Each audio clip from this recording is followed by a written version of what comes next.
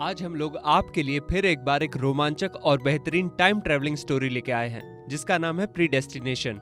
हमेशा की तरह हम कहना चाहेंगे कि इस मूवी को गौर से समझिएगा क्योंकि ये दिमाग हिला देने वाली एक मजेदार फिल्म है जिसका इनिशियल, मिड और फाइनल प्लॉट तीनों एक दूसरे से अनएक्सपेक्टेडली कनेक्टेड होते हैं। तो अब अपनी फिल्म को शुरू करते हैं। दरअसल ये कहानी है एक कैरेक्टर जॉन की, जो कि एक गवर्नमेंट टाइम ट्रैवल ऑर्गेनाइजेशन में काम करता है।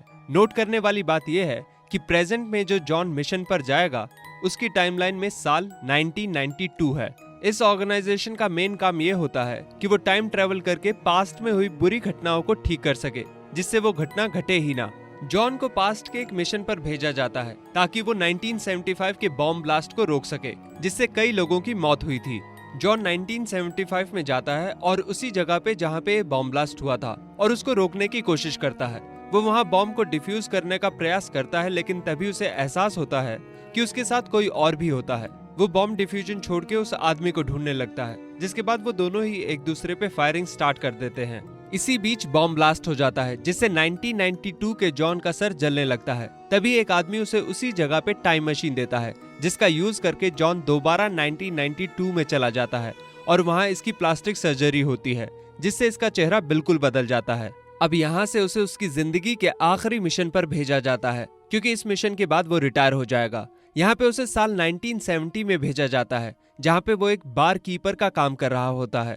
तभी एक दिन बार कीपर की शॉप पे 1970 का जॉन आता है। टाइमलाइन के लिए बता दें कि बार कीपर फ्यूचर का जॉन है, जिसकी प्लास्टिक सर्जरी हो चुकी है और उसका चेहरा बिल्कुल चेंज हो चुका है। और जो इस समय उस बार में आया है वो उस समय यानी 1970 का जॉन है। 1970 का जॉन बारकीपर को नहीं पहचान पाता, लेकिन बारकीपर अपने पास्ट वाले जॉन को पहचान जाता है। इसके बाद दोनों जॉन एक दूसरे से बात करने लगते हैं, जिसमें 1970 का जॉन बारकीपर को अपनी जिंदगी के बारे में बताता है, जिसमें वो बोलता है कि उसके जन्म के बाद उसके माँ बाप ने उसे ऑर्फनेज में छोड़ दिया था और जन्म से एक लड़का नहीं बल्कि लड़की थी, लेकिन उसमें गर्ल्स के कंपैरिजन में ज्यादा स्ट्रेंथ होती है।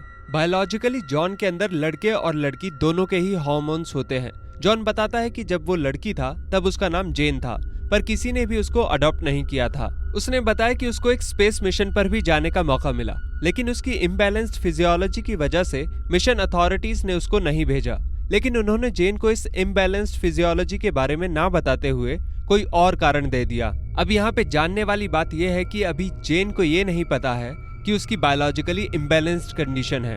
एक दिन जेन के पास एक लड़का आता है और वो दोनों दोस्त बन जाते हैं। धीरे धीरे दोनों एक दूसरे से प्यार करने लगते हैं। एक दिन वो लड़का जेन को बताता है कि अब उसे जाना होगा और अब वो कभी आ नहीं पाएगा, जिससे जेन दुखी होती है, पर वो लड़का वहाँ से चला जाता है। कुछ दिन बाद जेन को पता चलता है कि वो प्रेग्नेंट है और वो अपने और उस आदमी के बच्चे को जन्म देती है। यहाँ पे डॉक्टर्स उसे बताते हैं कि उसकी बॉडी में मेल और फीमेल दोनों ऑर्गन्स थे और दोनों फुली डेवलप्ड थे। फीमेल के हार्मोन्स संख्या में ज्यादा थे, इसीलिए जेन उस बच्चे को जन्म दे पाई, लेकिन डिलीवरी में बहुत कॉम्प्लिकेशंस आई। साथ ही साथ डॉक्टर्स ने ये भी बताया कि इसकी वजह से उसकी बच्ची पर भी असर आया है और उसमें भी कुछ इस तरह का फिजियोलॉजिकल इम्बैलेंस मौजूद है। डॉक्टर्स ने बताया कि फ्यूचर में ऐसी कोई प्रॉब्लम ना हो, इसलिए उन्होंने जेन की बॉडी से फीमेल ऑर्गन को कम्प्लीटली हटा दिया और अब जेन को उसकी पूरी जिंदगी एक लड़का बन के जीनी होगी, जिसके बाद वो अपना नाम जॉन रख लेती है और आगे अपनी जिंदगी जीती है। यहाँ पे ये भी दिखाया जाता है कि कोई जेन की बेटी को हॉस्पिटल से चुरा लेता है और जेन के बहुत दिनों तक ढूंढने के बाद भी उसे अपनी बच्ची नहीं मिलती है। बार कीपर तभी 1970 वाले जॉन से वादा करता है कि वो उसे उस स्ट्रेंजर से मिलाएगा जिसने पास्ट में उसे तब छोड़ा था जब वो जेन थी। और फिर ये दोनों उस समय में चले जाते हैं जब जॉन जेन हुआ करता था।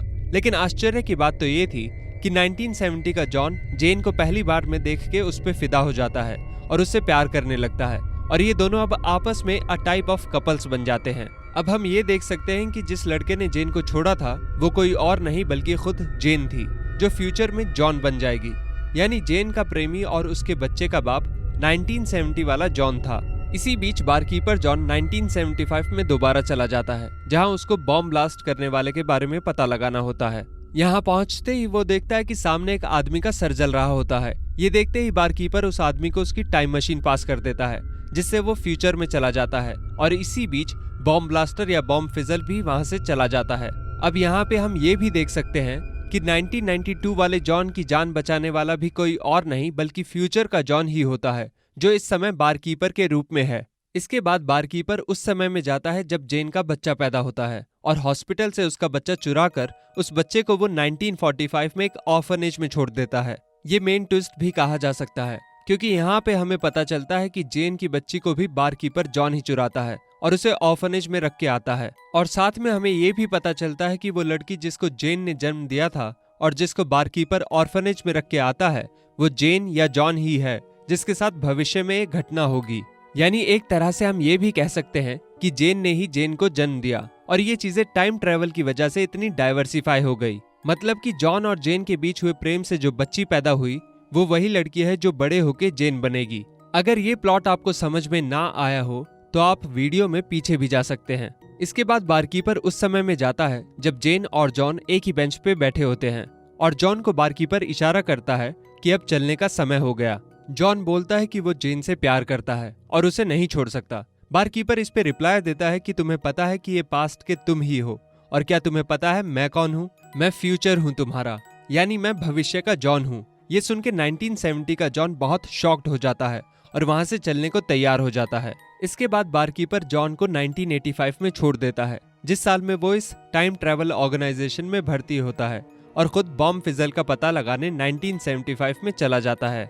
अब बारकीपर की रिटायरमेंट का टाइम हो जाता है, जहां पे वो मशीन ऑफ करने की कोशिश करता है, लेकिन मशीन में एक एरर आ जाता है, जिसका मतलब कि जॉन अभी भी टाइम मशीन का यूज कर सकता है। इसको नजरअंदाज करते हुए जॉन किसी तरह अपने बॉस के द्वारा दिए गए डॉक्यूमेंट से बॉम्ब फिजल का पता लगा लेता है और जैसे ही वो वहां पहुंचता है, अपने सामने का सीन देख के वो हैरान रह जाता है। वो देखता है कि वो बॉम्ब फिजल और कोई नहीं बल्कि फ्यूचर का जॉन है, जो बूढ़ा होने के साथ साथ थोड़ा पागल भी हो चुका है और इसका कारण शायद इतना फ्रिक्वेंटली टाइम ट्रेवल करना है। वो बारकीपर को बोलता है कि क्या तुमने अपनी डीकमीशन ना हुई मशीन के बारे में ऑर्गेनाइजेशन को बताया, जो कि उसने नहीं बताया होता है।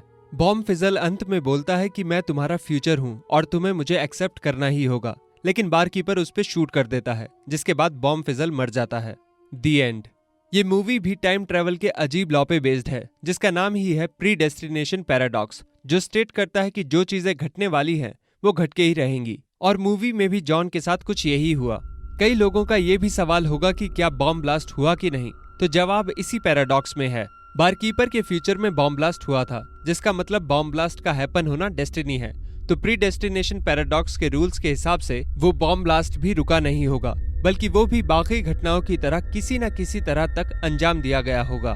मुझे यकीन है कि आपको इस मूवी का कुछ हिस्सा समझ में नहीं आया होगा, तो हम आपको रेकमेंड करेंगे कि आप दोबारा इस वीडियो को देख लीजिए, आप सब समझ जाएंगे। हमें कमेंट्स के थ्रू अपने सजेशंस यूं ही भेजते रहिएगा। हमारे चैनल से जुड़े रहने के लिए सब्सक्राइब बटन पर क्लिक करके बेल आइकन को जरूर प्रेस कीजिएगा। हम फिर मिलेंगे एक ऐसी ही मूवी के साथ, तब तक के लिए अलविदा।